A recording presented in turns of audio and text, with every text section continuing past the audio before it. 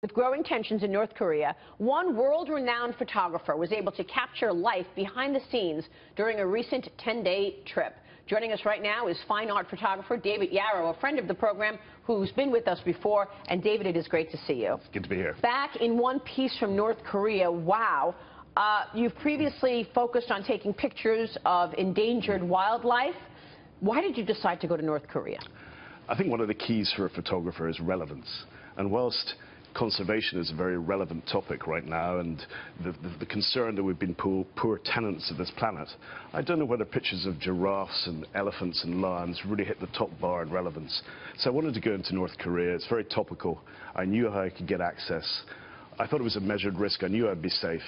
I think there's quite a lot of hyperbole here in terms of the dangers. I don't know whether it's different being a Brit than an American. I think maybe at the margin it is. But I had our ducks are in line. I was invited in by the government, and I didn't feel under any threat during the 10 days that I was there. When you first told me I'm going to North Korea, this was just around the time that Otto Warmbier was captured and then was in jail, and then we know that he was in a coma. Yep. Did that story affect you? You knew that story before you went. It Sure. didn't affect you because you were invited to go to North Korea. Yeah, absolutely. And I can't comment on that particular situation. I think whenever you go into a foreign country, you have to show manners, respect, emotionally invest in that country, emotionally invest in the people that are hosting you. It's like being a good guest at a dinner party. You have to behave. And I knew that in order to get access to the certain sites that you'll see, I had to, as a precursor to that, behave and earn their trust. Let's talk about some of the photos that you took. Some of these photos that we're going to show you right now have never been seen before. This photo shows North Koreans dancing in public after a missile launch. Describe what that was like to witnesses looking at these North Koreans dancing. You know, the culture of North Korea is very difficult to articulate. I think the closest you can get to is it's a kind of religious cult. Whether the comments from your president 2 days ago were appropriate or not, it's not for me to judge. But what they certainly served to do was unify a country. There is no doubt that the popularity of the supreme leader has never been higher in that country. And what's happened over the last 2 days has served to endorse that. This was an event in Hamhung, which is the second biggest city in North Korea. And it was extraordinary. It was 5 o'clock in the afternoon, and you have 3,000 kids dancing in the streets to music that's played out from loudspeakers. There's a slight hint of, dare I say, kind of a Nuremberg in the 30s feel to it all. It's all very orchestrated like a pantomime. And whether, of course, they're doing it because they want to, or they're doing it because they're told to, or whether that line's blurred a bit, is beyond the time that I spent in North Korea to articulate. What a shot. Well, that was what I was going to say to you, because you say that his popularity, the Supreme Leader's popularity, is as high as it's ever been. But do we really know that? I mean, it's like Russia saying Vladimir Putin's popularity is as high as it's ever been, because the Kremlin called you on the phone and said, hey, this is the Kremlin. Do you like Vladimir Putin? What are you going to say? It's a $64,000 question.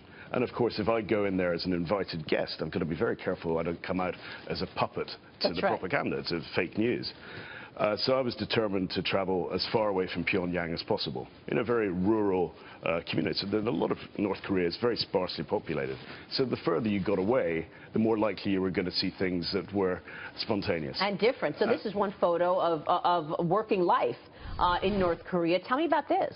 Well, it's got a kind of Blade Runner feel to it. I think Ridley Scott would resonate with him.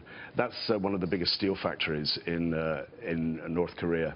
This is industrial workers. And it's a bit of a time warp. You can imagine that being a photograph taken in some post-war industrial Britain. The thing that probably surprised me on the negative side the most about North Korea was that their economy is a basket case. With the amount of money that's been fiscally diverted towards their nuclear program, clearly there are areas that have suffered. And the economy is one of them. The vast majority of the population don't have access to fresh water, and the vast majority of the population don't have electricity. Which is why they're so reliant on China. Yes, and I think there is a happiness there, There is a peaceful, there's a culture of music, of dance, of alcohol. They're heavy drinkers. I think there's some pictures. Let's show that picture. Yeah, I was surprised to see the drinking beers. We want to show this photo you snapped in Pyongyang, where all the buildings had their lights off. Yeah. That was really stunning, David. Tell me about that. Where in Pyongyang. The picture we've got up here now, that was in a beach resort, right, on the northeast northeast coast. And life's just going on as you'd imagine in most beach resorts. Happy family life and alcohol, and you can see the scenes there. You can also see how welcoming they were to me.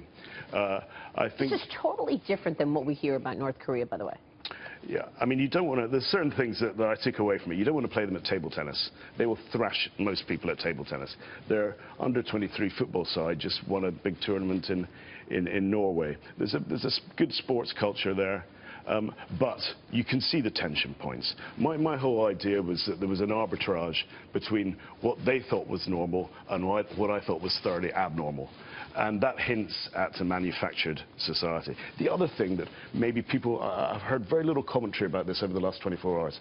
There are an awful lot of Russians in North Korea. Obviously there's historical roots there, but I went to 1 or 2 sports camps, and you have 2,000 of the top North Korean kids at various different sports, and they'll be playing Russians.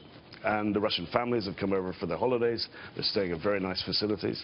So there would be a big gap between, in terms of visitors to North Korea, Russians and the next nationality. And I wonder what Putin was thinking about those comments yesterday from your president. Fascinating.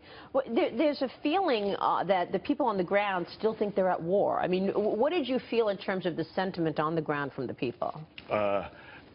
Obviously, I left on Sunday, and things have escalated a little bit since Sunday. And that square where I spent a bit of time, I saw it was very busy yesterday, or the day before yesterday. I think they've been playing this game of chess for as long as you've been presenting on television, and they're used to it. They know every chess move.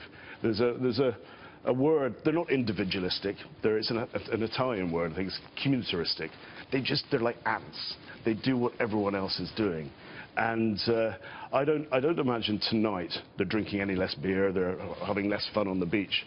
And the propaganda will be heavy, as we saw yesterday in the square.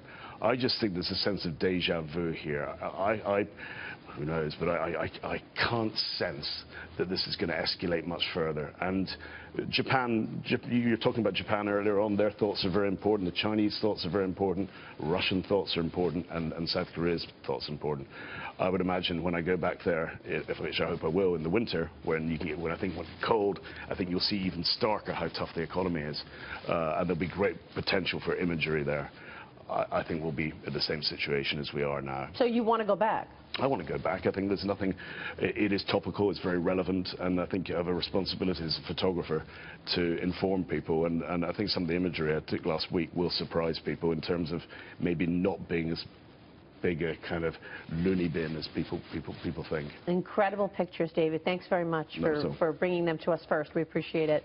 David Yarrow, fine art photographer, just back from North Korea.